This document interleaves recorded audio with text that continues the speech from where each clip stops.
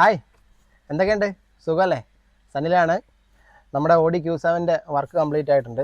അപ്പം വേറൊരു ചെറിയൊരു പ്രശ്നം എന്താണെന്ന് ഞാൻ കാണിച്ചു തരാം. മിക്ക ഓഡി Q7 ഉള്ള ഒരു കോമൺ കംപ്ലൈൻ്റ് ആണ്. പ്രശ്നം ഇതാണ്, ഇതിൻ്റെ ഗിയർ ലിവർ സ്ട്രക്കാണ്, ഷിഫ്റ്റ് ആവില്ല. അതായത് നമ്മൾ ജസ്റ്റ് സ്റ്റാർട്ട് ചെയ്തു, ബ്രേക്ക് ആയിട്ട് പിടിച്ചിട്ട് ഗിയർ ലിവർ ഡ്രൈവിലേക്ക് ഇടാൻ നോക്കി കഴിഞ്ഞാൽ വരുന്നില്ല, അത് സ്ട്രക്കായിട്ട് അവിടെ നിൽക്കും. അപ്പോൾ കസ്റ്റമർ ഇതാ ഒരു പെൻസിലും കൊണ്ടൊക്കെയാണ് നടക്കുന്നത്.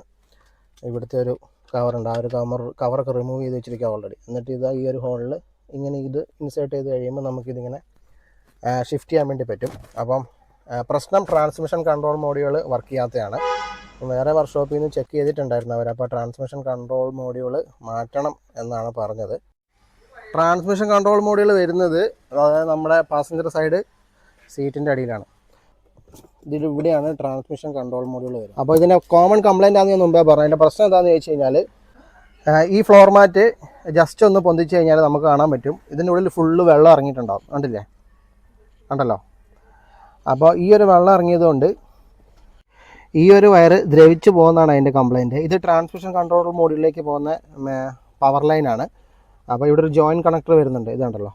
ഇത് ഓൾറെഡി കമ്പനി വരുന്ന ജോയിൻറ്റ് കണക്ടറാണ്. അപ്പോൾ വെള്ളം ഇറങ്ങിയത് ദ്രവിച്ചു പോയതുകൊണ്ടാണ് ഈ ഒരു വയർ കട്ടായിപ്പോയി. അപ്പോൾ പവർ ലൈൻ കട്ടായി പോയതുകൊണ്ട് തന്നെ ട്രാൻസ്മിഷൻ കൺട്രോൾ മോഡ്യൂളിലേക്ക് പവർ കിട്ടാത്തതുകൊണ്ട് ട്രാൻസ്മിഷൻ കൺട്രോൾ മോഡ്യൂൾ വർക്ക് ചെയ്യില്ല.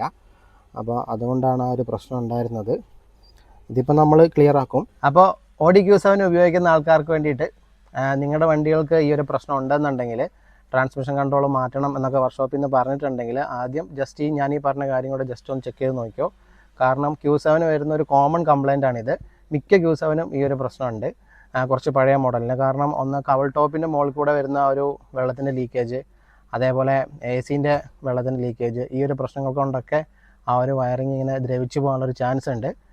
അപ്പം വെറുതെ സമയം കളയണ്ട, ട്രാൻസ്മിഷൻ കൺട്രോളൊക്കെ മാറി പൈസയും കളയണ്ട. ആദ്യം ഇതൊന്ന് ചെക്ക് ചെയ്ത് നോക്കുക. നിങ്ങൾക്ക് തന്നെ ചെക്ക് ചെയ്യാൻ പറ്റുന്ന കാര്യമേ ഉള്ളൂ.